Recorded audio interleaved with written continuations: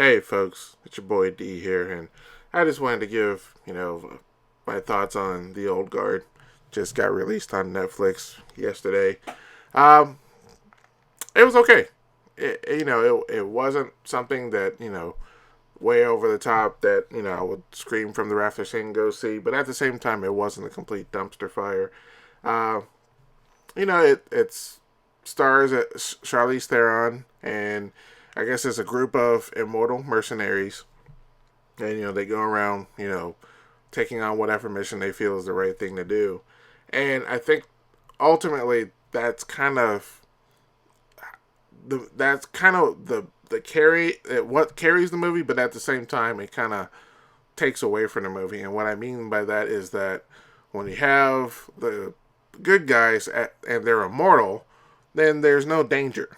Um, and so when you have all these action scenes, Charlize Theron fighting, a bunch of, guys, from different armies and other mercenaries, you know who's gonna win. You see how this story's gonna play out.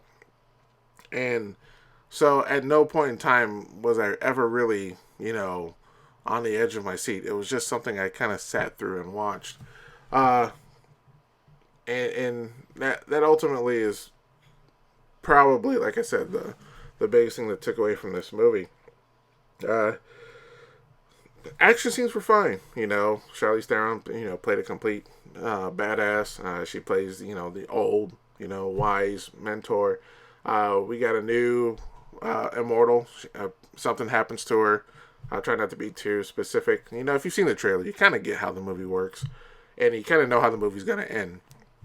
So it's very predictable, very basic plot, nothing out of the ordinary, and so like I said, it's very predictable, and there's a swerve halfway through, but you see it coming a mile away, and so that right there is kind of how the movie was for me. The entire experience, it was very predictable, very you know um, linear, very straightforward. Like I said, nothing to. I'm losing the words here. Uh, Probably my other biggest issue was, when you have a bunch of guys who have been, immortal for hundreds of years, I found them to be, very, for lack of a better term, a little bit too serious. I thought they would have a little bit more levity, especially when you had like the newcomer come around. They were still, very serious, like, oh, forget everybody you love, and really there was no time to go, hey, hey, I don't know. It just I thought there was plenty of times where you could have had a little bit of humor. They did have a few times where they attempted it, and a lot of times it came off very flat. Um, so I thought that could have been a little bit better there. Perfect example is, when I watched, Karate Kid, back in the 80s. When, Daniel LaRusso asks, Mr. Miyagi, hey, what kind of belt do you have? And he looks down in his pants and he goes, hey, $5 belt from J.C. Penney. you know, it's that moment, where it just kind of lightens the mood, and it didn't really happen too much. There were a couple of guys who were humorous, but it was just a very small amount of time, and nothing. I thought that could have been something a little bit more. The bad guy really didn't do anything for me. He was um, very boring.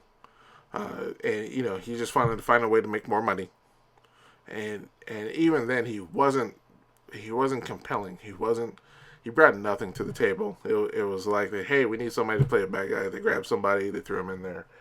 Um, the best performances obviously were by Charlize Theron. I've been a fan of hers since back in the day. Devil's Advocate, 2 Days in the Valley, and Chiwetel Ejiofor, I believe. I've been a big fan of his since Serenity. Of course, I am a Firefly fan, so he's everybody on that show or movie I'm going to be a fan of anyway. But even then, they're very basic. Charlize almost seemed like she was bored. She kind of played it, very one note.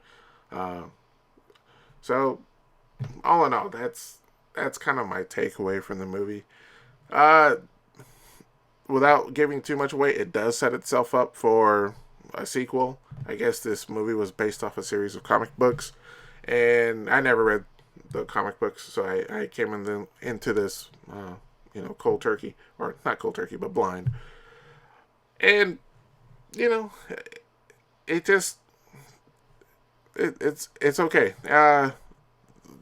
The way it sets itself up for the sequel, I felt was very kind of forced.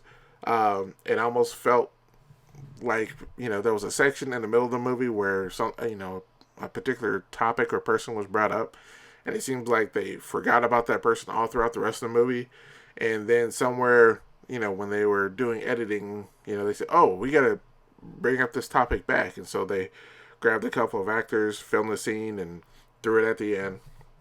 And then hopefully if the movie is successful on Netflix, it'll bring about a sequel. So it did get me interested, but it felt very, it didn't flow very well.